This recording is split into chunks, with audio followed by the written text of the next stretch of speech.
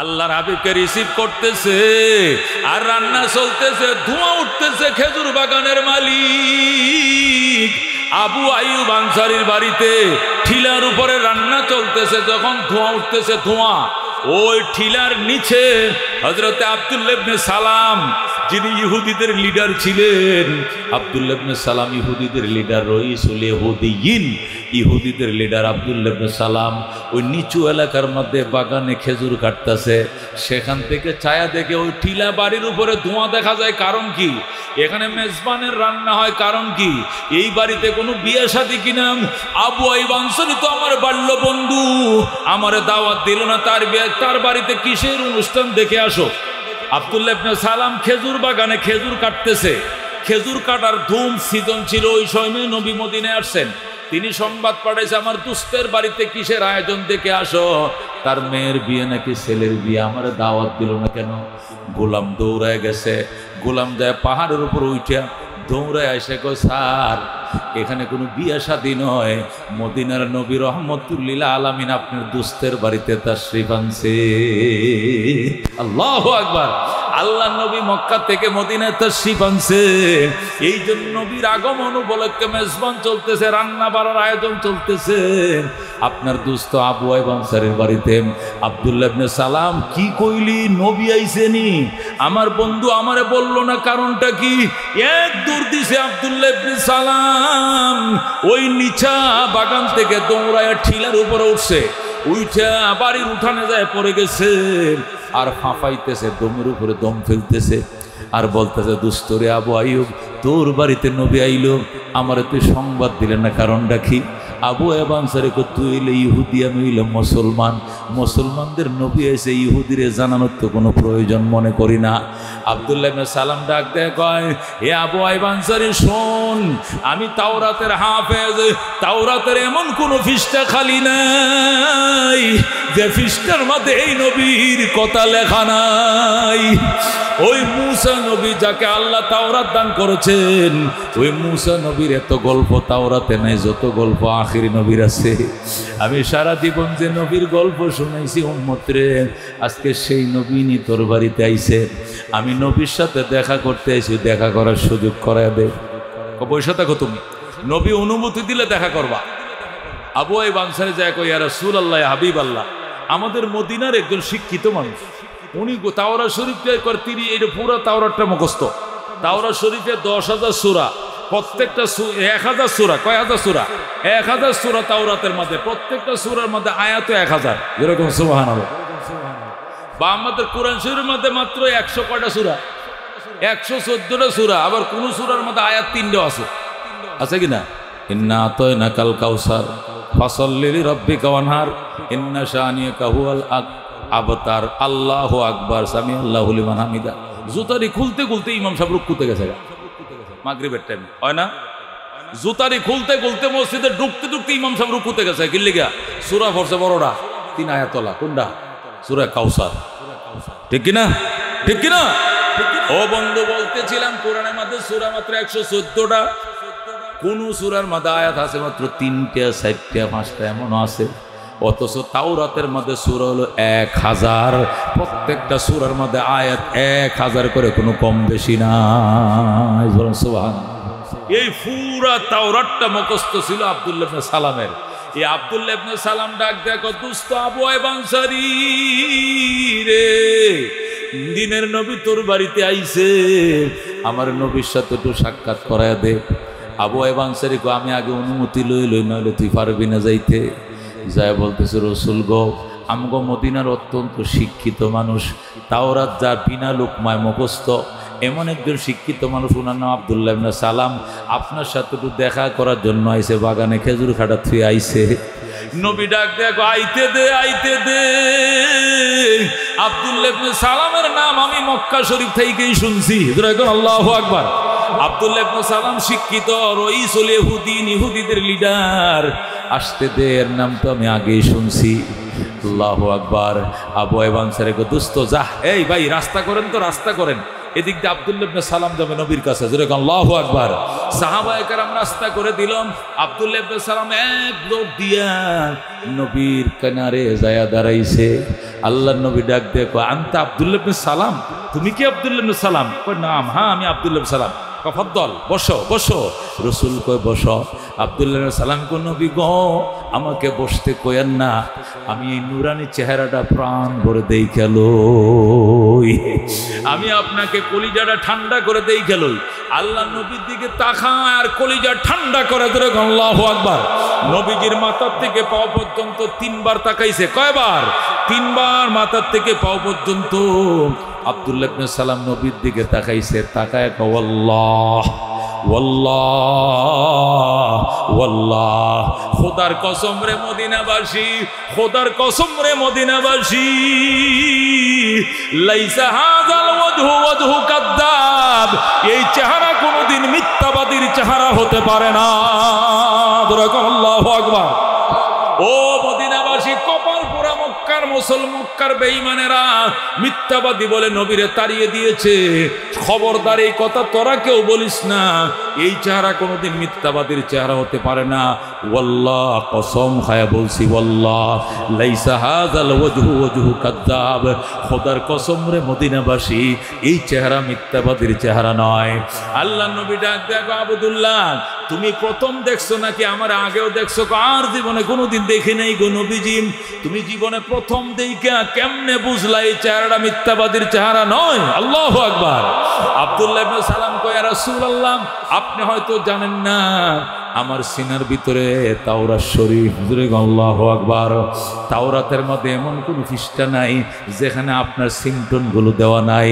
আপনার চুলগুলো কোকড়া কোকড়া হবে, দাঁতটা নাকটা একদম সোজা তীরের মতো হবে, দাঁতগুলো মুক্তার মালার মতো বাঁধাই করা থাকবে, কথা বলবেন জিহ্বার ফাঁক দিয়ে নূরের ফোকাস দিবে। আল্লাহু আকবার।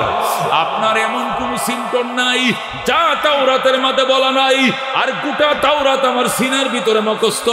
আমি তাওরাত দিয়ে আপনার দিকে তাকায়া, তাওরাতের আয়না দিয়ে তাকায়া বুঝে ফেলাইছি আপনি যে আল্লাহর নবী, বিন্দু পরিমাণ সন্দেহ নাই। আল্লাহর নবী ডাক দেখ, আব্দুল্লাহ যদি তোর এতই বিশ্বাস হয় তাহলে তুমি কালেমা পড়ে মুসলমান হয়ে যাও। আব্দুল্লাহ ইবনে সালাম ভাই, হুজুর মুসলমান ও তখন ব্যাপার না, যেহেতু হইলেই বলছি এই চেহারা মিথ্যাবাদীর চেহারা নয়। আমি তো প্রস্তুত মুসলমান হতে, কিন্তু একটা ঘটনা। কি ঘটনা? আমি তো এতদিন ইহুদিদের লিডার ছিলাম, আমার হাজার হাজার ভক্ত ইহুদিরা আছে যারা আমার লিডার হিসাবে, পাদ্রী হিসাবে মানে।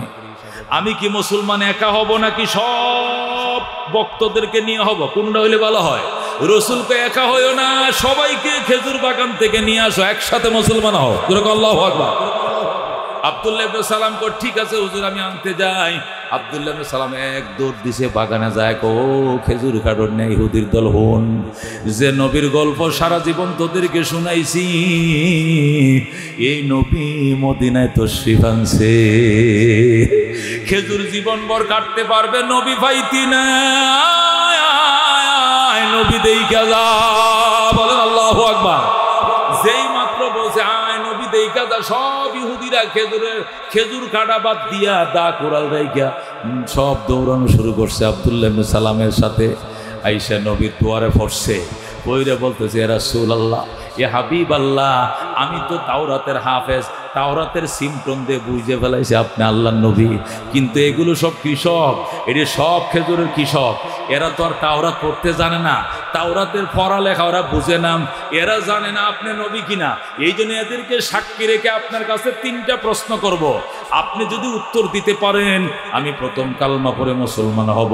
আমি কালমাটা পড়ার সাথে সাথে সবই মুসলমান হয়ে যাবে। আল্লাহু আকবার। রসুল তো করো প্রশ্ন, কয়টা প্রশ্ন? 3টা। 3টে কেন? বেশি করো। কয় না হুজুর, আমি তাওরাত শরীফ থেকে করব একটা প্রশ্ন, ইনজিল থেকে করব একটা, আর জবুর থেকে করব একটা। 3টা কিতাব থেকে 3টা প্রশ্ন করব।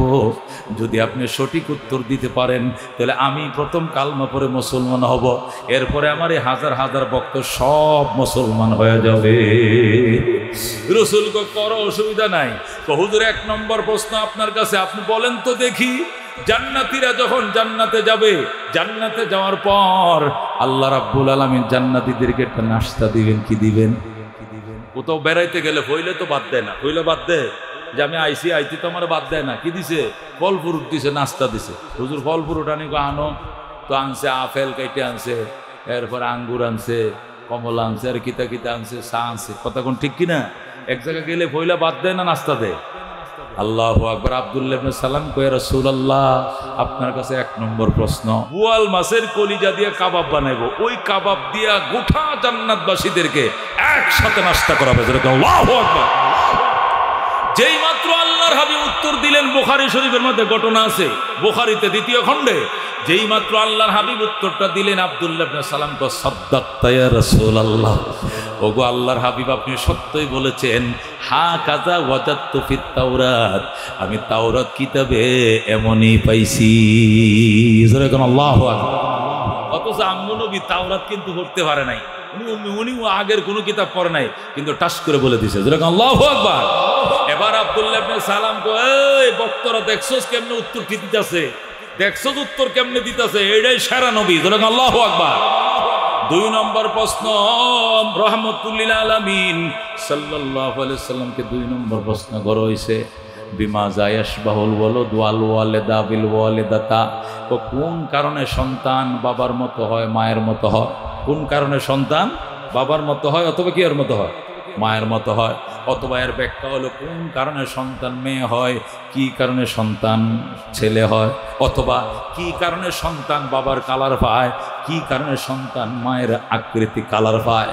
বলবেননি? এটা ছিল প্রশ্ন। আল্লাহর নবী ডাইরেক্ট উত্তর দিয়ে দিলেন, ক্বালা রাসূলুল্লাহ সাল্লাল্লাহু আলাইহি ওয়াসাল্লাম, ইযা গালাবা মাউর রাজুলি আলা মাইল মারআতে, স্বামী স্ত্রীর মিলন যুদ্ধে যদি স্বামীর পানি স্ত্রীর পানির উপরে প্রাধান্য বিস্তার করে, যৌবন শক্তিশালী হয়, মানে স্বামী টেকসই বেশি, স্ত্রী টেকসই কম। ইজা গালাবা মাউর রজুলে, পুরুষের পানি যদি বিজয় লাভ করে, বুঝেন তো? এটা যারা বিয়ে করছেন এরা বুঝবেন, ভুলারে তো বুঝেন দেব না। কথা ঠিক কিনা? যদি পুরুষের পানি বিজয় লাভ করে নারীর পানির উপরে, আর এই মিলনে যদি গর্ভে বাচ্চা আসে, বাচ্চাটা ছেলে হবে। যেরকম আল্লাহু আকবার।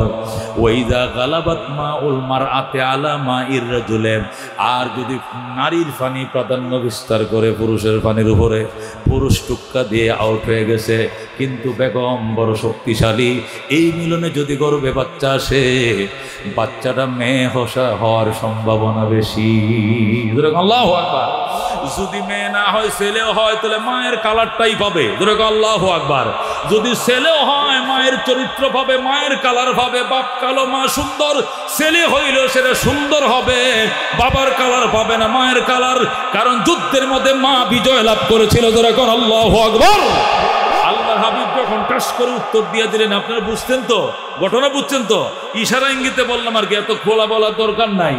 এই উত্তর দেওয়ার পরে আব্দুল্লাহ ইবনে সালাম কো, সাদ্দাকতা ইয়া রাসূলুল্লাহ, ওগো আল্লাহর হাবিব আপনি আনাতু মাগনামান ওয়াজ যাকাতু মাগরামান ওয়া তুউল্লিমা লিগাইরিদ্দিন ওয়া আতা'আর রাজুলু ইমরাআতাহু ওয়া আক্কা উম্মাহু ওয়া আদনা সাদিকাহু ওয়া আকসা আবাহু ওয়া যাহারাতিল আসওয়াতু ফিল মাসাজিদে ওয়া সাদাল কাবিলাতা ফাসিকুহুম ওয়া কানা যাইমাল কওমি আরজুলুহুম ওয়া যাহারাতিল কাইনাত ওয়াল মাআযিব ওয়া শুরিবাতিল খুমুর ওয়া লা'না আখির হাযিহিল উম্মাতি আউওয়ালাহা ফারতাকিবু ইনদা যালিকা রিহান হামরা ওয়া জালজালাতান ওয়া খাসফান ওয়া মাসখান ওয়া আয়াতিন তাতাবাউ কানিজামিন কুতিয়া সিলকুহু ফাতাতাবা রাওয়াহু তিরমিজি। সুবহানাল্লাহ। আল্লাহর হাবিব কিয়ামতের আলামতগুলো পড়ার পর যখন বলে দিলেন, আব্দুল্লাহ ইবনে সালাম কো, সাদ্দাকতা ইয়া রাসূলুল্লাহ, ওগো আল্লাহর হাবিব আপনি সত্যি বলেছেন।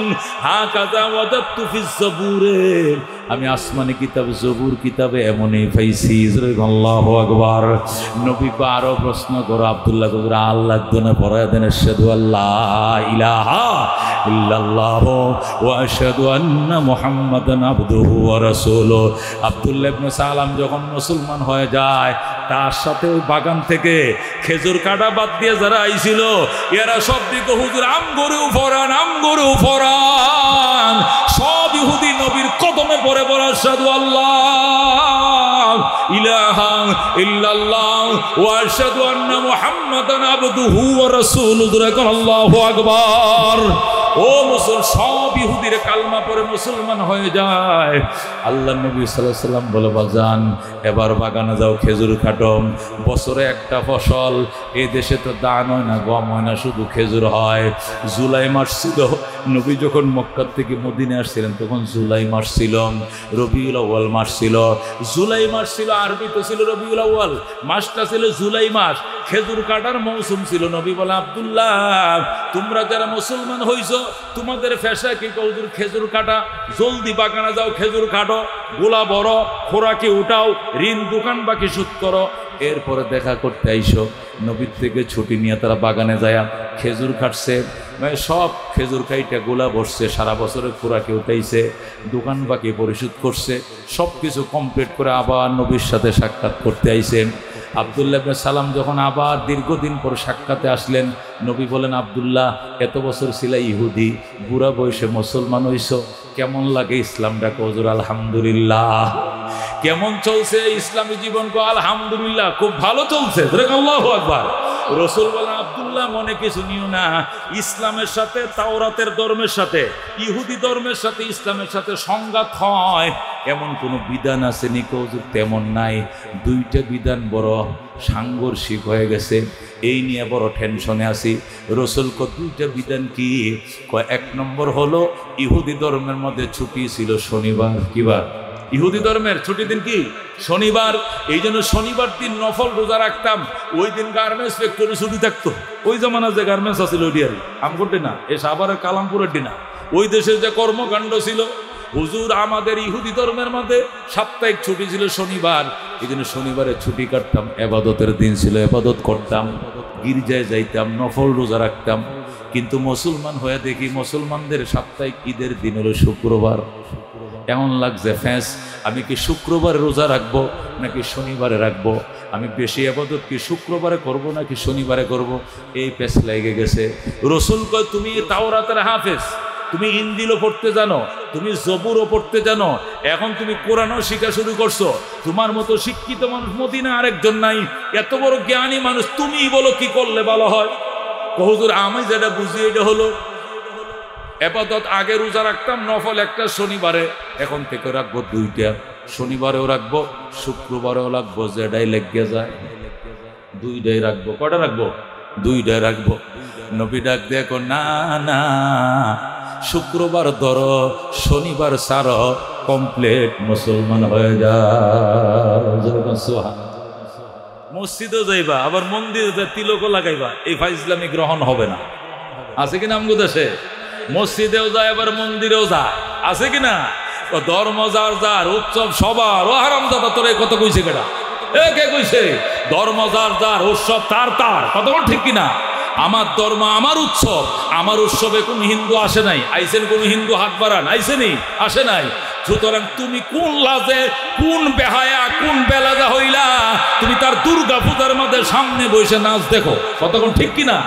তোমার তো আল্লাহ ন্যূনতম লজ্জা দেওয়া উচিত। তোমার অনুষ্ঠানে সে আসলো না, তোমার ওয়াজ মাহফিলে সে আসলো না, তোমার ঈদের নামাজে সে আসলো না, তোমার জুমায় আসলো না, তুমি তার দুর্গা পূজায় যাও, কালী পূজাও যাও, আর সবক মারাও। ধর্ম যার যার, উৎসব সবার। এই স্লোগান মুসলমানের নয়, এই স্লোগান কমিউনিস্টের জন্য, বেঈমানের জন্য। কতক্ষণ ঠিক কিনা? মুসলমানদের স্লোগান হইল ধর্ম যার যার, উৎসব তার তার। কতক্ষণ ঠিক কিনা? যার ধর্ম তার উৎসব। কতক্ষণ ঠিক কিনা? হিন্দুর ধর্ম হিন্দুর উৎসব, মুসলমানের ধর্ম মুসলমানের উৎসব। কতক্ষণ ঠিক কিনা? অনেকে ভোট পাওয়ার জন্য কয় হিন্দু মুসলিম ভাই ভাই, সবার কাছে ভোট চাই। মিছা কথা। কতক্ষণ ঠিক কিনা? বলতে হবে মুসলিম মুসলিম ভাই ভাই, হিন্দু হিন্দু ভাই ভাই, সবার কাছে ভোট চাই। কতক্ষণ ঠিক কিনা? অত চালাকি দেখাই না মিয়া। বুট ফাউনের লাগে কয় হিন্দু মুসলিম ভাই ভাই, সবার কাছে ভোট চাই। কে কইছে? আল্লাহ বলছে আল মুসলিমু ইখওয়া, মুসলমান মুসলমান ভাই ভাই। কতক্ষণ ঠিক কিনা? তাহলে স্লোগানটা কেমনে হবে? মুসলমান মুসলমান ভাই ভাই, হিন্দু হিন্দু ভাই ভাই, সবার কাছে ভোট চাই। কতক্ষণ ঠিক কিনা? কিন্তু তুমি একটু 31টা আগায় কো হিন্দু মুসলিম ভাই ভাই, সবার কাছে ভোট চাই। তোমার মতো মুসলমান আমি নই। কতক্ষণ ঠিক কিনা? আমার কাছে হিন্দু ভাই না, আমার সামাজিক ভাই। হিন্দু আমার সামাজিক, আমার সমাজে থাকে, ওইটা ঠিক আছে, কিন্তু ভাই আমার একমাত্র কে? মুসলমান। কথা বল ঠিক কিনা? এই জন্য বন্ধু আল্লাহর হাবিব সাল্লাল্লাহু আলাইহি সাল্লাম ডাক দেয়া কয়, শোনো আব্দুল্লাহ, আব্দুল্লাহ তুমি এত বড় পণ্ডিত, তাওরাতের হাফেজ, ইনজিলও পড়তে পারো, তাওরাতও পড়তে পারো, জবুরও পড়তে পারো, কিন্তু তুমি কথাটা কি কইলা? হুজুর রোজা দুইটাই রাখবো, শনিবারে রাখবো একটা, আর এখন থেকে শুক্রবার আরেকটা রাখবো, যেহেতু মুসলমান হয়ে গেছি, যেটাই লেগে যায় এটা হবে না, হবে না। ডক্টর ইকবাল বলেন, আমাদের এই পাকিস্তানের এক লোক হজ করতে গেছে, হজ টস করে যখন আইসে বাংলাদেশে, তার দেশে আইসে, আসার পরে হিন্দুরা যাইতেছে আবার স্নান করার জন্য গঙ্গায়, কই যেতেছে? হিন্দুরা গঙ্গা স্নান করে না, স্নান বছরে একবার, স্নান করলে গুনাহ মাফ হয়ে যায়। এই বেটা আল্লাহর ঘরে ফাঁতর টাতর সোমা টুমা দিয়া, হাজারে আসওয়াদ 500 সোমা সামা দিয়া, ইসলামের ধর্ম মোতাবেক হাজারে আসওয়াদ 500 সুমো দিলে, খোদার ঘরে গিলাপ ধরে কানলে জীবনে গুনাহ মাফ, হজ করলে জীবনে গুনাহ মাফ, এটা আছে ইসলামে। তো এইগুলো সে কইরে টরে আইসা দেশে পৌঁছছে, পৌঁছার পরে দেখেছে কি মুসলমানদের হজ শেষ হয়েছে, হিন্দুদের কিছু শুরু হয়েছে, গঙ্গা স্নান শুরু হয়েছে। যেমন হাজি সাহেব, ওই দাদা তোমরা কই যাও? কয় আমরা তো গঙ্গা স্নান করতে যাই। এনে কি করো? আমরা গান বোঝাইয়া কাপড় চোপড় খুললিয়া মনে করি ল্যাংটুয়ের নামিয়ে একটা ডুব দেই, ফাফ লয়ে ডুব দেই, তখন মাফ লয়ে পানির উপরে বাসি, এখন জীবনে সব পাপ মা কাঁচানি কহ। তাহলে আমি তো আমগো ধর্মটা করি আছি, তো তোরা ধর্মটা করি আমার লয়ে যাইস, তুমি মুসলমান আমগোর সাথে যাইবে কি লেগা? তো ইসলামেরটাও পালন করছি হজ, হিন্দুরটা পালন করবো স্নান, যেটাই লেগ গেল। এরকম মুসলমান আছে কিনা? আছে কিনা? দুনো দিক দিয়ে মারে, মসজিদে যায় আল্লাহ আল্লাহ, মন্দিরে যায় রাম রাম কয়, আছে কিনা? তিলক লাগা আছে কিনা? তখন ডক্টর ইকবালের কাছে সংবাদ গেছে, ডক্টর ইকবাল কয় আর একটা কবিতা না লিখে পারলাম না। ডক্টর ইকবাল কয় কবিতা লেখছে, বলবো কবিতা, বলবো কবিতা। ডক্টর ইকবাল কবিতা লেখে জুড়ে আল্লাহু আকবার। ও মুসলমান, তুমি মসজিদে যায় বলো আল্লাহ আল্লাহ, মন্দিরে যায় বলো তুমি রাম রাম, এটা মুসলমানি না, এটা সম্পূর্ণ শয়তানি, শয়তানি কথা কোন ঠিক কিনা? ইয়া সরাসর মুসলমান হয়ে যা, কমপ্লিট হয়তো মুসলমান হয়ে যাও, নতুবা হিন্দু হয়ে যাও। তুমি মন্দিরে যা, হজ বি কাবা কা কিয়া, और गंगा का स्नान भी, खुश रहे रहमान भी, राजी रहे शैतान भी। डॉक्टर इकबाल कहे हज भी काबा का किया, हज भी काबा का किया, और गंगा का स्नान भी, खुश रहे रहमान भी, राजी रहे शैतान भी। डॉक्टर इकबाल का हज भी काबा का किया, বাইতুল্লাহর হজও তুমি করছো, গঙ্গা কা স্নান ভি, আবার গঙ্গার স্নানও তুমি করছো, বাইতুল্লাহর হজও করছো, আবার গঙ্গা স্নানও করছো। তুমি কি বুঝাইছো? তুমি বুঝাইছো খুশ রাহে রহমান ভি, আল্লাহ সন্তুষ্ট থাকুক, রাজি রাহে শয়তান ভি, শয়তানও সন্তুষ্ট থাকুক। দুইজনকে একসাথে সন্তুষ্ট করা যায় না, কথা ঠিক কিনা? এই জন্য নবী ডাক দেয়, আব্দুল্লাহ তুমি শুক্রবারে রোজা ধরো, শনিবারে রোজা ছাড়ো, ইহুদি ধর্মের কালচার ছাড়ো, ইসলামের কালচার ধরো, কমপ্লিট মুসলমান হয়ে যাও। জোরে কর সুবহানাল্লাহ। এ বন্ধু আব্দুল্লাহ ইবনে সালাম কৌজুর তোলে আরেকটা প্রশ্ন, আর কি সমস্যা? 2 নম্বর সমস্যা হলো হুজুর, আমরা যতদিন ইহুদি ছিলাম, ইহুদি ধর্মের মধ্যে উটের গোশত খাওয়া জায়েজ ছিল, কিন্তু চর্বি খাওয়া আর দুধ পান করাটা সম্পূর্ণ নিষেধ ছিল। ইহুদি ধর্মের মধ্যে দুধ খাওয়া মানা ছিল, নিষেধ ছিল, চর্বি খাওয়া নিষেধ। গরু গোশতের সাথে চর্বি থাকে না, চর্বিরে কাটতে ফালায় দিয়ে খালি খাঁটি গোশতটা পাকাই দিব। ইহুদি ধর্মের মধ্যে চর্বি খাওয়া নিষেধ, আর দুধ খাওয়া তো করে হারাম। আমরা ইহুদি ছিলাম, 40 বছর পর্যন্ত ইহুদি ধর্মের বিধান মাইনে চলছি, সেখানে দুধ পান করা নিষেধ ছিল, চর্বি খাওয়া নিষেধ ছিল, কিন্তু গোশত খাওয়া হালাল ছিল। কিন্তু মুসলমান হয়ে দেখি দুধও খাওয়া হালাল, চর্বিও খাওয়া হালাল, গোশত খাওয়া হালাল। এখন কিটা করতাম হুজুর? হুজুরে কি করবি তুই ক? তুই তো এত বড় হাফেজে কোরআন, হাফেজে কি তাওরাতের হাফেজ, তুমি বলো আব্দুল্লাহ কি করবা? আব্দুল্লাহ ইবনে সালাম কো হুজুর জীবন ভর খাই নাই, এই জন্য ঘি নাই এসে গেছে। এই চর্বি খাইলে আমার পেট খারাপ করব, দুধ খাইলে আমার পাতলা বাগানো শুরু হইব, কারণ জীবন ভর খাই নাই, না খায় একটা ঘি নাই এসে গেছে। অনেক জিনিস কিন্তু না খাইতে কিনে এসে আসে কিনা, অনেকে আসে মুরগির গোস্ত খায় না, বুঝলে গিয়া ওই ছোটো কালে কোনদিন দেখছিল টাট্টির মধ্যে গু খাইতেছে মুরগি, এই যে তার এই মুরগির প্রতি অনাস্থা আইছে, যে আমার মা, আমার আপন মা বলে, আমার মা জীবনে মুরগি কাটতে মাইরে লাইলো মুরগি গোস্ত খাইতো, কিনলে গিয়া আমি ছোট সময় দেখছিলাম গ্রাম দেশে, আগে দেখতো না খোলা টাট্টি, ওই এখানে মুরগি গু খাইতে দেখছিল, এই যে অবক্তি আইছে, আমার মার বয়স হন কমপক্ষ 100-র কাছাকাছি বয়স হইব, এটি হজ করছে, উমরা করছে, এই আল্লাহর ঘরে মক্কা শরীফ নিয়ে কইছে এই দেশের মুরগিটি মা বালা, এটি গু খায় না, তুমি খাও, কয় না বাবা দিস না মারে, আমি এই জিনিস খাইতাম, মুরগির নামটা লইতে পারে না, কারণ নাকি গিনা এসে গেছে। আব্দুল্লাহ ইবনে সালাম বলে, ইয়া রাসূলুল্লাহ, ইয়া হাবিবাল্লাহ, জীবনে খাই নাই গো চর্বি, খাই নাই গো গোশত, ইসলাম আসার পরে দেখে এটা হালাল, এটা 1 নম্বর, দুধ হলো 1 নম্বর শরাবান তহুরা, এটা করে ফিউর জিনিস, নির্ভেজাল দুধটা পর্যন্ত খাইতে মন চায় না, হুজুর থাকগা জীবন তো কাটাই দিছে, বুড়া খালেন না খাইলে কি হবো, এই বুড়া খালে এইটা তাওরাত অনুযায়ী আমল করব, আর বাকি সব কোরআন মোতাবেক আমল করব, ছেড়ে দেন, বাদ দিয়া দেন। রসুলকে হবে না, দুধ ধর, চর্বি ধর, দুধ খাও, চর্বি খাও, কমপ্লিট মুসলমান হয়ে যাও, যাও যাও, যেরকম সুবহানাল্লাহ। আব্দুল্লাহ ইবনে সালামকে হুজুর এই যে ফতুয়াটি দিলেন, এটা কি আমনে দিছেন নাকি এটা আল্লাহর কথা? নবী কো কি গুলি আমি দিছি আর আল্লাহ দিছে, মানে কি? মোহাম্মদ হারগেজ না গুফতা, তা না গুফতা জিবরাইল হারগেজ না গুফতা, তা না গুফতা কিরদেগার, ওমা ইয়ানতিকু আনিল হাওয়া ইন হুয়া ইল্লা ওয়াহয়ুন ইউহা। আল্লাহু আকবার। হে আব্দুল্লাহ, মোহাম্মদ একটা কথাও বলে না, যা বলে আল্লাহর ওহী থেকেই বলে, জোরে কোন আল্লাহু আকবার। আব্দুল্লাহ কো তাহলে এই ফতোয়ার পক্ষে ওহী নিয়ে আসেন।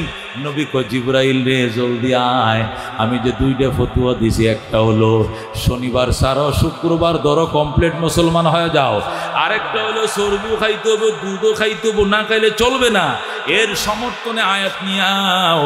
সাথে সাথে জিবরাইল হাজির হয়ে যায়, আল্লাহু আকবার। এই সূরা বাকারা 208 নম্বর আয়াত নিয়ে জিবরাইল হাজির হয়ে যায়। আউযু বিল্লাহি মিনাশ শাইতানির রাজীম, বিসমিল্লাহির রহমানির রহিম, ইয়া আইয়ুহাল্লাযীনা আমানু দুখুলু ফিস সিলমি কাফা। হে ইমানদাররা, হে নো মুসলিম আব্দুল্লাহ ইবনে সালাম এবং আব্দুল্লাহ ইবনে সালামের সাথীরা শোনো, উদখুলু ফিস সিলমি কাফা, ইসলামে কমপ্লিট ঢুকে যাও, ইহুদি ধর্মের কালচার ছেড়ে দাও, ইসলামের কালচারে ঢুকে যাও। ওয়ালা তাত্তাবিউ খুতুওয়াতিশ শাইতান, শয়তানের পদাঙ্ক অনুসরণ করো না। ইন্নাহু লাকুম আদুউম মুবিন, নিশ্চয় শয়তান তোমাদের জন্য প্রকাশ্য শত্রু। যেরকম আল্লাহু আকবার। ও মুসলমান, আমি এই কথাটা বলতেছিলাম, এই আয়াত দিয়ে আল্লাহ বুঝাইছেন ইসলামের কিছু মানবা, তুমিনুনা বিবাদিল কিতাব ওয়া তাকফুরুনা বিবাদ, কিতাবের কিছু মানবা আর কিছু মানবা না, এদের পরিণতি অপমান আর হবে লাঞ্ছনা। কতক্ষণ ঠিক কিনা?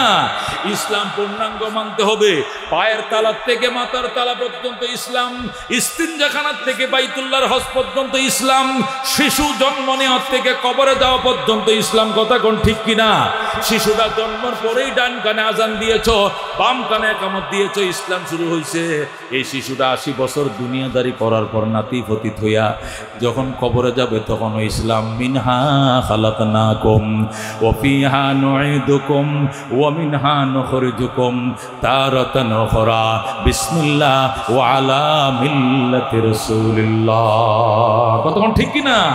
এই যে জন্মের দিন আজান দিয়া শুরু করছিল ইসলাম, আজকে বিদায় বেলা মিনহা খালাকনা বলে বিদায় দাও ইসলাম। কথা কোন ঠিক কিনা? এই জন্য মুসলমান কমপ্লিট মুসলমান হয়ে যাও। অধ্যক্ষ ইসলাম গ্রহণ হবে না, 3 ভাগের 1 ভাগ গ্রহণ হবে না, 15 গ্রহণ হবে না, 16 আনা ইসলাম গ্রহণ করতে হবে। কথা কোন ঠিক কিনা? সন্তান যেদিন আব্বা আম্মা ডাকা শিখে, কলিজা ছিদ্র করে ঈমান ঢোকাও, কলিমা ছিদ্র করে কালিমা ঢোকাও, কোরআন ঢোকাও, হাদিস ঢুকাও, নিদনে মুসিবতের দিনে মৃত্যুর টাইমে কালিমার তালকিন করা লাগবে না, অটোমেটিক বের হবে আশহাদু আল্লাহ ইলাহা ইল্লাল্লাহ ওয়া আশহাদু আন্না মুহাম্মাদান আবদুহু ওয়া রাসূলুহু।